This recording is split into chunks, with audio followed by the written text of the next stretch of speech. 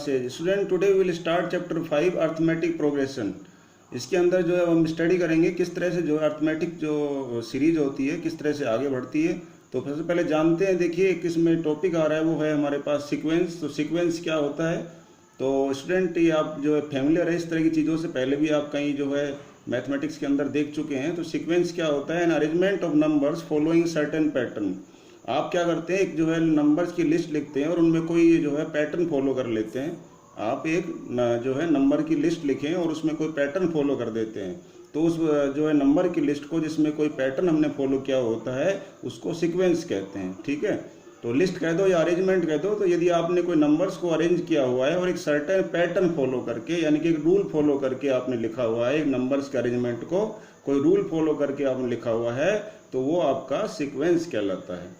तो ये देखिए, मैंने यहाँ पर ये नंबर्स लिखे हैं, मैंने एक पैटर्न यानी एक रूल फॉलो किया है। क्या रूल फॉलो किया है? कांस्टेंट डिफरेंस मैंने इसमें 2 लिया है, सब में देखो 2 2 का डिफरेंस है।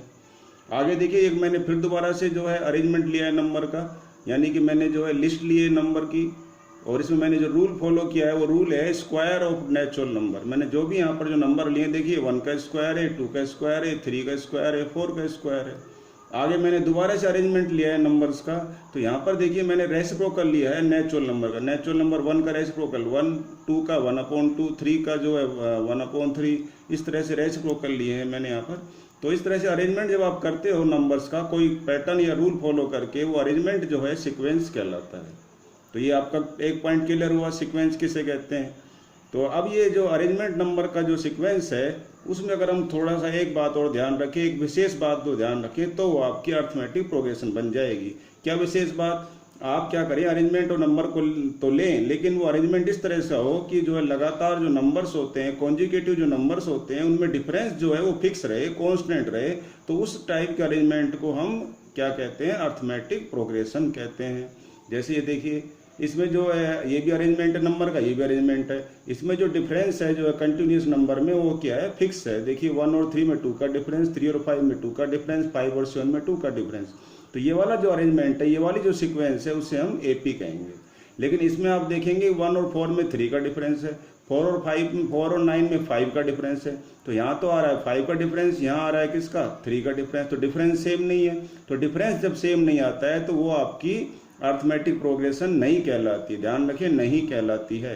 और तब वो आपकी केवल सीक्वेंस कहलाती है। ये भी सीक्वेंस है, ये भी सीक्वेंस है, ये भी सीक्वेंस है।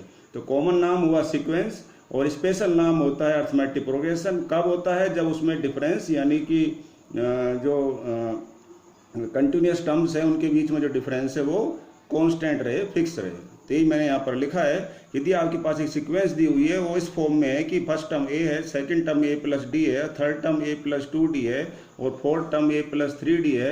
यानी कि आप देख रहे हैं इन दोनों में जो डिफरेंस है, सेकंड टर्म में से फर्स्ट को माइनस करिए, डी आएगा, है ना। ये थर्ड टर्म है, इसमें से इसको माइनस करिए तो आप देखेंगे फिर दोबारा डी आएगा। ए प्लस 2d में से माइनस ए माइनस डी करेंगे तो आपके पास ओनली डी बचेगा। अब इसमें और इसमें हम डिफरेंस देखते हैं तो दोबारा से फिर डी आता है।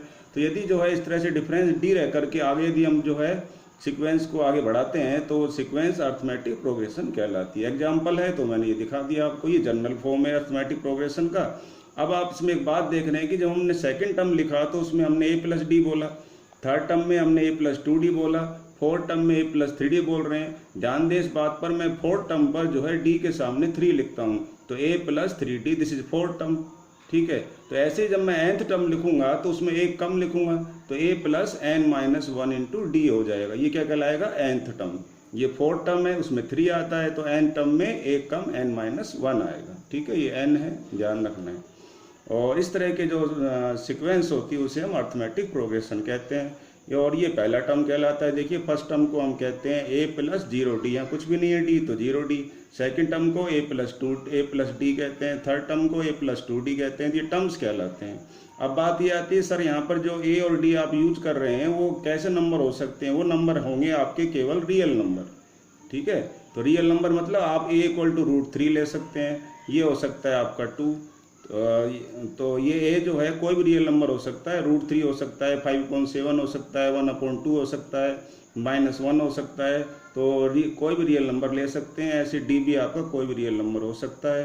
ठीक है, √2 हो सकता है, √5/7 हो सकता है, कुछ भी हो सकता है। बस ये ध्यान रखें, दोनों रियल नंबर होंगे और कोई नंबर नहीं होगा। अब ये जो फर्स्ट टर्म है उसको ध्यान रखें, हम जो है A1 से भी डिनोट करते हैं, सेकंड टर्म को A2 से डिनोट करते हैं, थर्ड टर्म को A3 लिखते हैं। ऐसे ही जो nth टर्म होगा उसको AN लिखेंगे। देखो 1 2 3 तो n होगा तो AN लिख देंगे, ये देखिए n लिख दिए। तो हमारा जो nth टर्म है वो ये आया था, तो हमने लिख दिया nth term A + n-1 × t। और इसको जो है हम जनरल टर्म भी कहते हैं AP का, ठीक है। ये देखिए जो हमारा जो nth टर्म है यहाँ पर क्या आया था, ये आया था A + n-1 × t, और इसी को जो है जनरल टर्म भी कहते हैं। जनरल क्यों कहते हैं, इसी से जो है सारे टर्म बन सकते हैं। यहाँ पर देखिए 1 डालोगे आप तो A + 1 - 1 0, तो A + 0d हो जाएगा, यानी ओनली A हो जाएगा। ये देखिए 2 डालिए तो यहाँ पर क्या हो जाएगा, A2 = A + 2 - 1 क्या होता है, 1 होता है, तो A + d आ जाएगा। 3 डालोगे तो यहाँ क्या होगा, A + 3 - 1 2, तो A + 2d आ जाएगा। तो जनरल टर्म इसलिए बोलते हैं, इससे आप कोई सा भी टर्म बना सकते हैं। और एग्जाम्पल लिखा है मैंने, देखिए ये AP का 3 6 9 12, चेक करते हैं ये AP है कि नहीं। मैंने रूल बताया, AP उसको कहते हैं जिसमें जो है कॉन्जिक्यूटिव टर्म्स में डिफरेंस क्या हो, कांस्टेंट हो, फिक्स हो। तो देखिए इन दोनों में डिफरेंस 3 का है, अगले 2 टर्म में भी डिफरेंस 3 का है, और अगले में भी जो है 3 का है। तो ये डिफरेंस बार बार 3 का ही आ रहा है, इसलिए ये AP है, ठीक है। हेयर A1 3 है, फर्स्ट टर्म को A1 कहते हैं, सेकंड टर्म को जो है ये A2 कहते हैं, वो 6 हो गया, थर्ड टर्म 9 है, और डिफरेंस कितने का है इनमें, D कितना है, 3 है, ठीक है। आगे चलते हैं। कॉमन डिफरेंस जो आता है, जो हमारी D की जो वैल्यू आती है, यहाँ पर आप देख रहे हैं पॉजिटिव आ रही है, तो ये वैल्यू जो है नेगेटिव भी हो सकती है ना, और पॉजिटिव तो देख लिया आपने, और 0 भी हो सकती है। और यदि ये वैल्यू जो है 0 है D की, तो जो है A1 A2 और A3 क्या होंगे, सेम होंगे। देखिए मैं आपको एक AP दिखा रहा हूँ, एग्जाम्पल लिया है मैंने 7 7 7। तो आप क्या देख रहे हैं, यहाँ पर जो फर्स्ट टर्म है A1 है, सेकंड टर्म है वो A2 है, तो इसमें जो डिफरेंस है इन दोनों के बीच में 0 का डिफरेंस है, इन दोनों में 0 का डिफरेंस है। तो ये AP ऐसी है जिसमें क्या है, डिफरेंस D जो है वो 0 है। तो यही मैंने यहाँ लिखा है कि 0 भी हो सकता है डिफरेंस। पॉजिटिव आपने यहाँ देख लिया है। बात आती है नेगेटिव की। यदि कोई आप AP को डिक्रीजिंग ऑर्डर में लिखे, मान लो मैं उल्टी लिख देता हूँ 12 9 6 3, तो आप देखेंगे जो है ये डिक्रीज हो रहे हैं नंबर, तो यहाँ पर जो D की वैल्यू आएगी वो नेगेटिव आएगी, कितनी आएगी, -3 आ जाएगी उस केस में। तो यदि डिक्रीज हो रहे हैं नंबर तो नेगेटिव आती है डिफरेंस, और इंक्रीज हो रहे हैं तो डिफरेंस पॉजिटिव आता है। यदि फर्स्ट टर्म AP का मान लीजिए 0 हो, एक केस और हो सकता है कि फर्स्ट टर्म AP का 0 हो, तो डिफरेंस क्या रहेगा, D रहेगा। ये देखिए एग्जांपल 0 D 2D। अगर हम नंबर में देखें, मान लीजिए फर्स्ट टर्म 0 है, अगला टर्म 4 है, उससे अगला 8 है, उससे अगला 12 है, तो आप देखो इनमें डिफरेंस 4 का है, इसमें भी 4 का है, इसमें 4 का है। तो यहाँ पर जो है ये D हो गया, ये देखिए कंपेयर करिए, और ये 2D हो जाएगा, 2 × 4 8, ये 3D हो जाएगा, 3 × 4 12। तो जो इस सिस्टम रहता है किसका, AP का, वो इस फॉर्मेट में रहता है, 0 D और 2D। कब रहता है ये सिस्टम, जब जो है फर्स्ट टर्म 0 हो, ठीक है। तो ये था ना एक्सरसाइज 5.1 के कॉन्सेप्ट। अब कुछ सवाल देखते हैं एक्सरसाइज 5.1 के। ये देखिए क्वेश्चन जो है मैंने फर्स्ट का एक सेकंड पार्ट किया है, स्टूडेंट उसमें आपसे पूछा है कि चेक करिए जो सिचुएशन दे रखी है वो AP है या नहीं। तो देखिए हमने लिखा है, उसमें दे रखा है सिलेंडर जो है, तो लेट सिलेंडर है, ऑयल कितनी है, 1 लीटर। अपने साथ NCERT बुक रखिए, क्वेश्चन को रीड करिए, फिर आप इसको देखिए।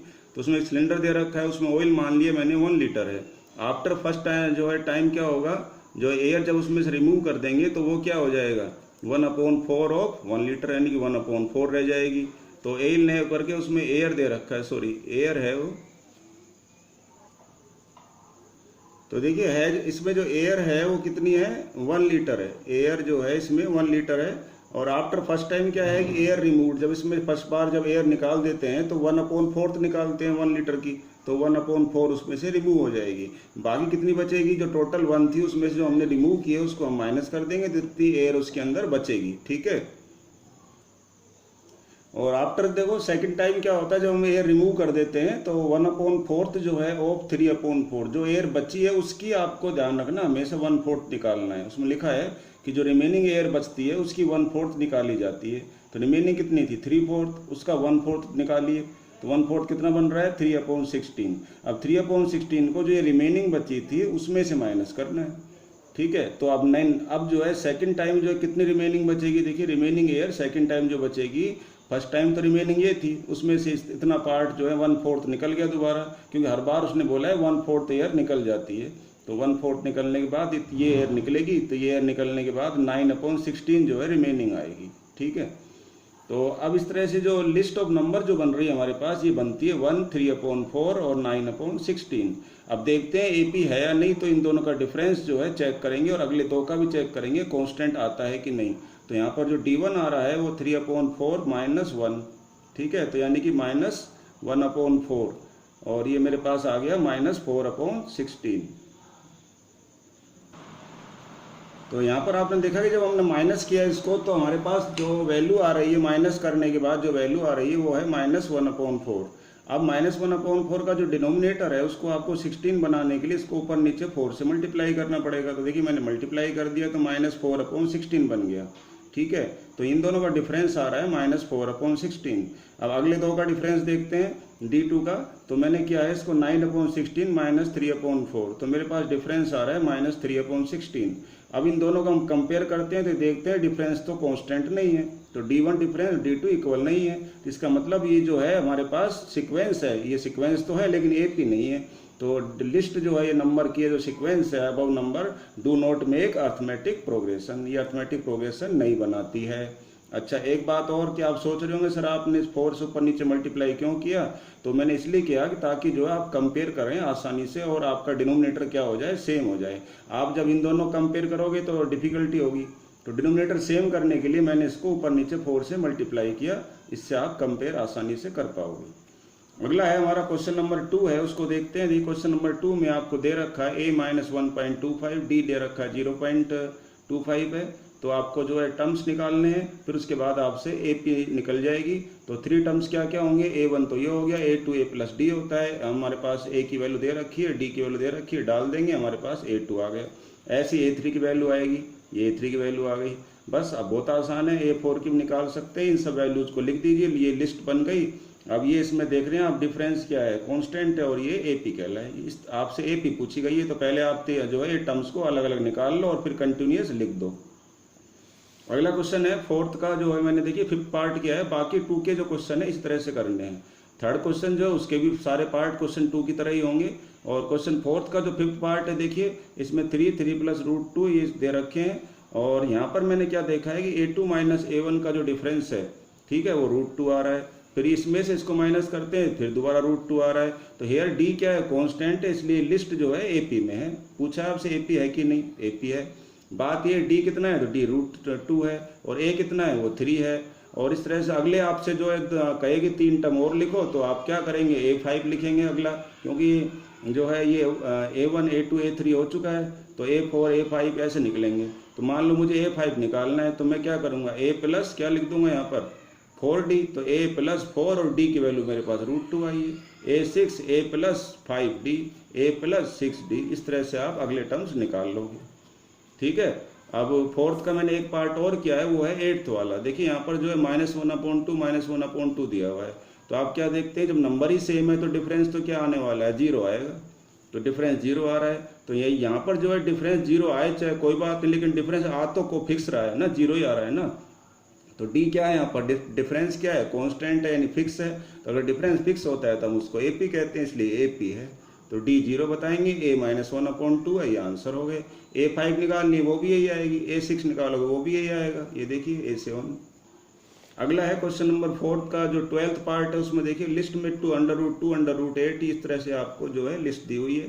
अब ये लिस्ट को आप जो अरेंज करना है, इसमें से परफेक्ट स्क्वायर नंबर को अलग कर देंगे। क्यों करेंगे सर, इसलिए करेंगे कि ऊपर स्क्वायर रूट लगा हुआ है, स्क्वायर रूट में से कोई नंबर बाहर निकलता है तो पहले परफेक्ट स्क्वायर नंबर अंदर होना चाहिए। तो इसमें से 4 ले लिया, बड़े से बड़ा आपको लेना है।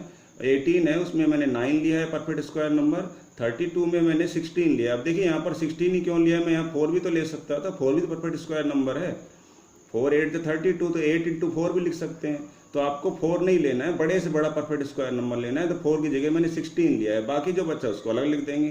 तो 16 का देखिए 4 हो गया, √2 हो गया, 9 का 3 √2, इसका 2, फिर ये √2। अब इसको आपको चेक करना है, इन दोनों में डिफरेंस देखिए √2 का आ रहा है, इसमें भी √2 का, इसमें भी √2 का, तो ये तो AP बन गई। अब AP है, देखिए A2 - A1 √2 मैंने दिखा रखा है। और आप ये भी देख सकते हैं कि a3 माइनस a2 है, देखो ये भी √2 आ रहा है। तो d यहाँ पर इस तरह से हमने क्या देखा, कांस्टेंट आ गया। कांस्टेंट आ गया तो ये जो लिस्ट है नंबर की वो AP कहलाएगी, या कह सकते हो ये सीक्वेंस है वो AP कहलाएगी।